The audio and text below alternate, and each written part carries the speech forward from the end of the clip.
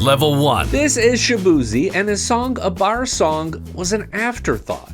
No joke, in studio, everyone was really amped up to make this song the big old party song of the year.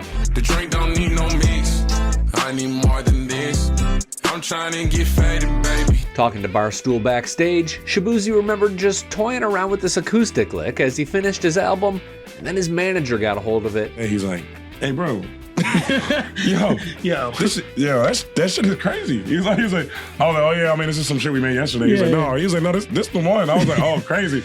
Just an acoustic and a vocal with no plugins. So everyone pivoted, but then they came up against one huge obstacle that honestly could have killed the whole project.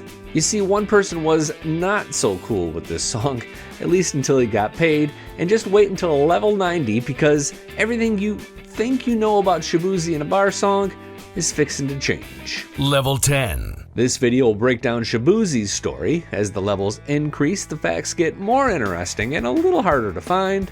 For example, level 10 is that Shaboozey is not his real name, but you probably knew that. Meet Collins Obinna Shaboozey, a 2013 high school graduate and one-time prep football player. His last name translates as God is King, and that's kind of the source for his stage persona. In high school, Collins had this high school football coach who just couldn't get his last name right. He mispronounced it Shaboozey, so that kind of stuck. WIJA-TV talked to his teachers, and they all say that Collins was pretty quiet and laid back then. Did you know he actually had another nickname? Before he was Shaboozey, he was Big C.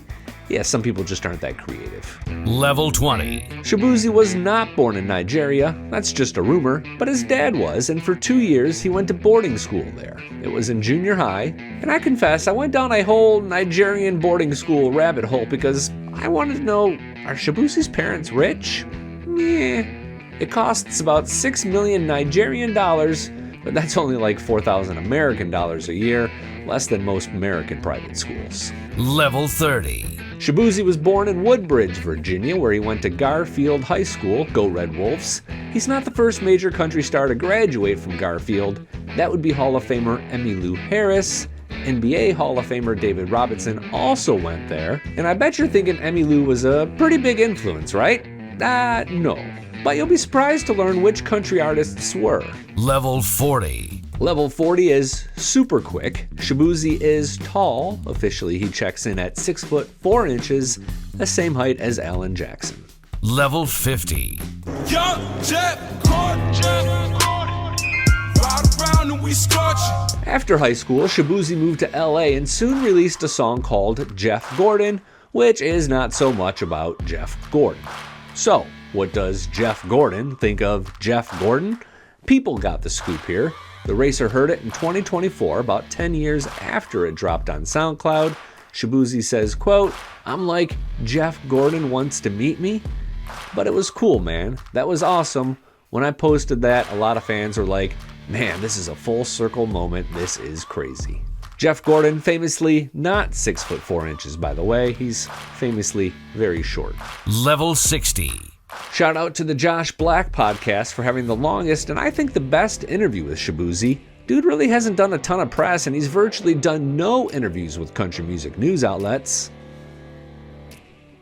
In 2023, he admitted that Ja Rule was a huge influence. His older sister turned him on to Brandy, but his dad turned him on to Kenny Rogers. Your dad, he loved Kenny Rogers, and my dad would always be like, I'm not gonna do this, but Kenny Rogers. The other big influence is Don Williams, and I gotta admit, both of these country stars have pretty iconic, clear speaking voices, and when you listen to Shaboozey talk about how Bob Dylan flipped a switch for him, you hear some similar resonance. To be honest, I kind of got here to this sound without even doing much. Like, I got songs y'all haven't heard yet. Like, sure. I got stuff that sounds like Zach Bryan and a lot of that stuff before, like, way before. I think what really kind of got me in there was just like the texture of like an acoustic guitar and just like how it just sounds, the emotion. So I think it kind of started there, and then wanting to tell my truth. I think that's kind of how you get to country. You know what I mean? Level 70. In a moment, does Shaboozey have a girlfriend? And the truth about a bar song. But first, Shaboozey's other great country songs. I need some good news. Send me sipping on cold truth. This is my favorite. It's called Good News, and it was the one that he played at the CMA Awards. But this song called Highway is good too. I'm out down the highway, and down my regrets. If you want to go deep on his Where I've Been Isn't Where I'm Going album, check out song number 5, East of Mass.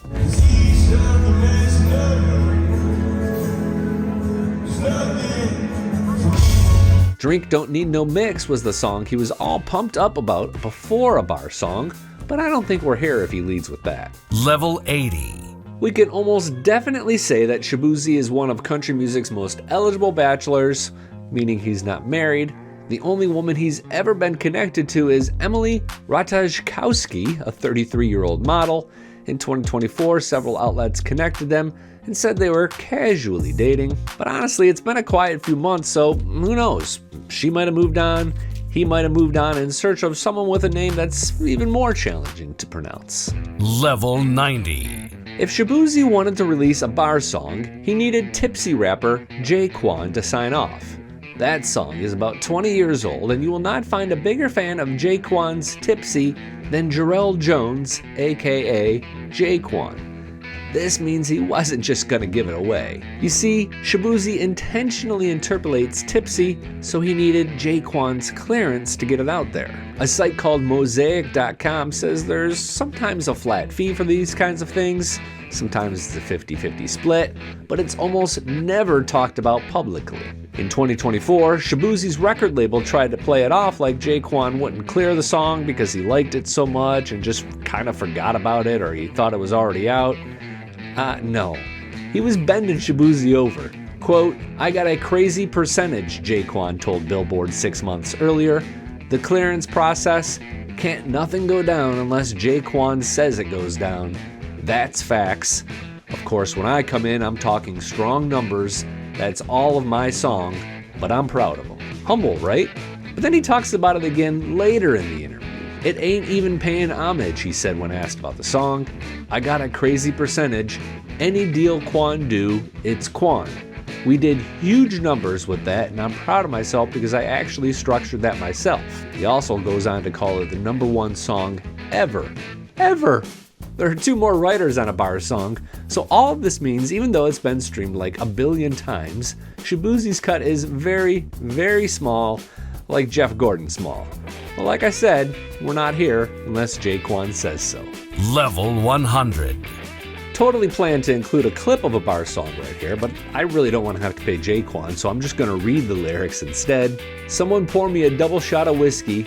They know me and Jack Daniels have a history. Shaboozey and Jack Daniels do not have a history. Talking to Q102 in Philly, Boozy admitted that Hennessy is the drink he looks at funny. Quote, I've been 5 years off of Hennessy. Yeah, there was a birthday and a half gallon. And he doesn't really know what happened because he blacked out, but that is why he and Hennessy have a history, not Jack Daniels. Again, I was going to include lyrics, but instead I'm just going to end with what happens when you Google this song. Watch, you type it in, and Google actually gets tipsy. You can try it yourself. It's fun.